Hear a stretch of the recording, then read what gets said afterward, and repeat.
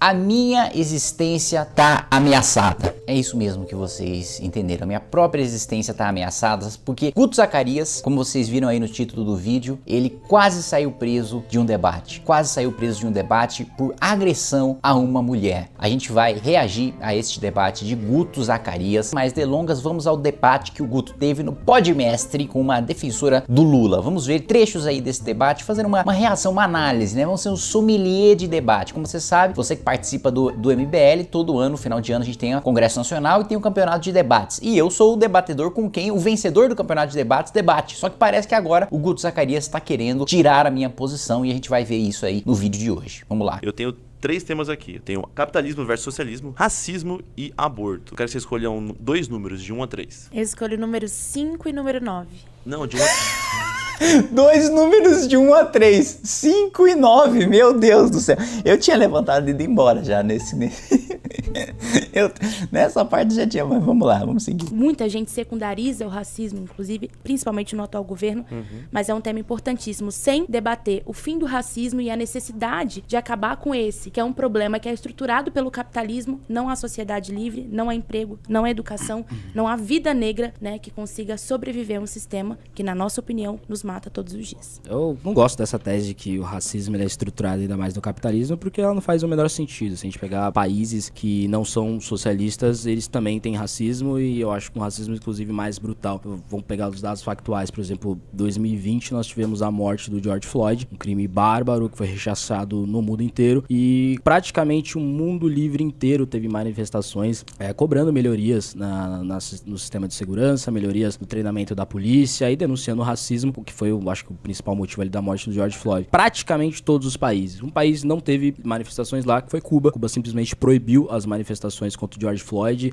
prendeu jornalistas que denunciaram que Cuba estava reprimindo as manifestações. Cuba não me parece um país capitalista, inclusive no Brasil teve, não se deve ter participado ou não. Nos Estados Unidos teve, que é o berço do capitalismo, e quase todos os países capitalistas de livre mercado tiveram manifestações antirracistas, menos em Cuba, menos em outras ditaduras aí. Então acho que o racismo é um problema, mas eu acho que boa parte das soluções para você driblar o racismo, para você superar o racismo, estão no capitalismo e não na crítica ao capitalismo. É exatamente isso. No sistema que as pessoas são mais livres, evidentemente que elas são mais iguais, né? Porque elas têm mais condições de iguais, digo, em termos de igualdade perante a lei, de igualdade de direitos, de igualdade, enfim, que os próprios liberais, e o Guto poderia ter colocado isso, né? Foi o liberalismo que quebrou com a casta de privilégios, né? Foi o liberalismo que quebrou com a institucionalização, né? O liberalismo que acabou com a institucionalização do privilégio pela raça, do privilégio pela cor, do privilégio, não há que se falar em raça, porque raça é a raça humana, como dizia acho que o Morgan Freeman, com privilégio com base no território, com privilégio com base no sobrenome, enfim, o liberalismo que justamente surgiu, as revoluções burguesas que acabaram justamente com essa estrutura de poder baseada, né, naquela pessoa que você, não que você é, né, mas naquilo que você herdou ou naquilo que é a cor da sua pele, enfim, qualquer característica sua que não justifique de nenhuma maneira você exercer o poder ou você ter algum privilégio econômico ou político em cima dos outros. Foi justamente o liberalismo que quebrou isso. Mas o Guto mandou bem na resposta, eu vou admitir. Uma mãe precisa entrar no mercado, chorar e botar um pedaço de bolo dentro da camiseta pra poder alimentar o filho, não tem alternativa, muitas das vezes. Então o que eu tô falando pra você é o seguinte, nós temos um problema. Não é só sobre tentar aqui polarizado defende bandido ou não defende bandido, porque pelo contrário, comecei trabalhando desde nova. Pô, a meritocracia tá cantando aí, realmente, eu defendo, é isso aí, gente. Vamos trabalhar desde os 13 anos de idade, se for possível. Jamais, eu quase parei de estudar por causa disso. Jamais. E não parou. Não parei porque eu parei de trabalhar e consegui uma bolsa na escola, no ensino técnico. Por que você conseguiu uma bolsa? Claro que não. Você tá dizendo que uma criança de 13 anos deve trabalhar, Guto? Que isso? Eu não disse o acesso isso. à educação é uma prioridade criança na de 13 infância. anos Eu aprender comecei a a trabalhar trabalhar pra sobreviver, mas eu não quero isso pra jovem nenhum no Você Brasil. conseguiu uma bolsa. Você conseguiu ela como? Você estudou e conseguiu a bolsa. Isso tem nome. Meritocracia. Não, o bom é que ela simplesmente não soube responder o argumento, aí ela... E aí acabou a discussão. O xadrez verbal pra... Pô, Xadrez eu não defendo verbal. o bandido, mas qual a alternativa? Mas eu não defendo bandido não, mas esse cara tá sem alternativa nenhuma. Tudo bem, você não defende bandido, só que os bandidos não têm alternativa nenhuma. E aí volta aquele velho papinho que é o roubar pão pra sobreviver. Eu acho que quem rouba pão pra sobreviver realmente tá sofrendo uma necessidade. E não é desse bandido que eu tô falando. O cara que quebrou o seu vidro pra pegar, não sei se pegou seu celular, alguma coisa, pegou alguma coisa do seu carro, eu acho que não tinha um pão dentro do seu carro. Foi pegar alguma outra coisa pra roubar. Não, isso foi maravilhoso. Não tinha um pão dentro do seu carro, né? O cara quebrou o vidro pra pegar o celular, a carteira. Roubando porque ele é vagabundo, não porque ele tá com alguma necessidade, que ele já acabou de roubar 10 iPhones nessa noite. Isso aí já dá quanto de dinheiro? Acho que depois que você roubar 10 iPhones, você não tá passando necessidade. Você continua roubando porque não é necessidade, né? Vamos convergir. E o Fernando Haddad ficou vários anos do PT e não resolveu a educação. E quem tá dizendo isso não é o Guto Zacarias, do MBL, capitão, não era nada disso. Quem tá dizendo isso é, por exemplo, o ranking PISA. Eu peguei aqui os dados. O Brasil, em 2016, tá? Sem Temer, sem Bolsonaro. Governo PT, 2016, último ano. O Brasil ficou na 73ª posição em ciências. Ranking PISA, mundial, tem nada a ver com a gente. 59ª posição em leitura. 76ª colocação em matemática. Só 8% sabiam interpretar um texto, dados internacionais, eu não me inventei. O Fernando Haddad, Rosana, que não conseguiu resolver a educação do Brasil, vai resolver a educação de São Paulo? Primeiro, né, você falou de governo Lula, falou de Haddad, falou de São Paulo, eu quero falar de atualidade principalmente. Fugiu da Guto. pergunta, né? Não, de jeito nenhum.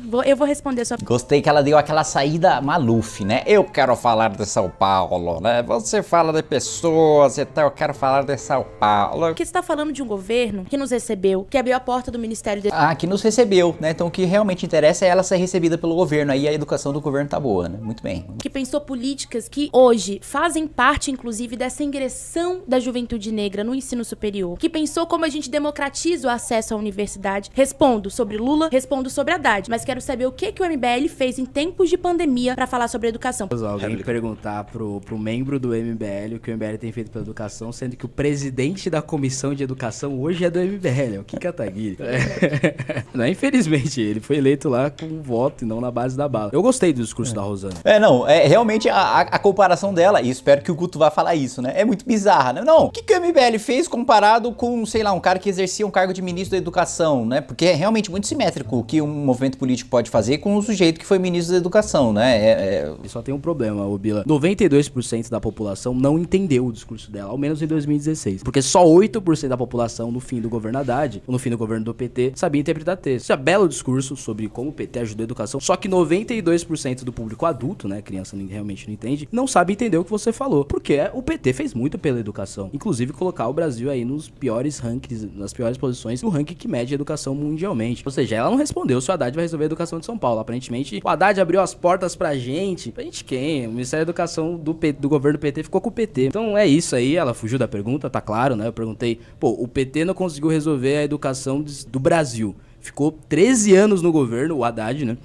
13 anos no MEC, não conseguiu resolver a educação no Brasil. Um ponto principal que acho que faltou o Guto colocar, é absolutamente fundamental falar sobre o desastre educacional, na educação básica principalmente, que foi deixado pelo PT, mas mais do que isso, como o Haddad teve a capacidade de quadruplicar os investimentos, né, em educação, sem que a gente andasse 1 milímetro, 1 centímetro sequer, né, na qualidade da educação básica, ou mesmo em qualidade do ensino superior. Ela falou ampliação do acesso ao ensino superior, de fato, houve ampliação ao acesso ao ensino superior. Agora, a qualidade e as condições que o sujeito que fez esse ensino superior, né, ampliado, saiu para o mercado de trabalho depois, são adequadas? Eu acho sim que nós podemos construir em São Paulo, com o Haddad, uma alternativa muito melhor para a educação paulista. Vocês têm sangue na mão, vocês têm responsabilidade pelo que aconteceu nesse país em 2018. Agora, eu não tô entendendo o jogo de vocês muito também nessa questão do imaginário, né? Fora Bolsonaro, mas é quem? É Sérgio Moro, que agora também é réu? Então, assim, vocês ficam numa história de brincar de Brasil que não é a minha pira, cara, porque nós estamos em ano eleitoral. Eu não tenho tempo pra debater o que aconteceu de errado no governo Lula, no governo Dilma. Acho que Lula é a melhor alternativa. Não tenho tempo pra debater o que aconteceu de errado no governo Lula, no governo Dilma, mas eu acho que o Lula é o que tem de melhor pro Brasil. Não, é excelente, né? Pô, eu não tenho tempo pra debater o que tem de ruim, né? Mas eu vou falar só que é bom e vou defender porque é bom sem falar o que tem de ruim.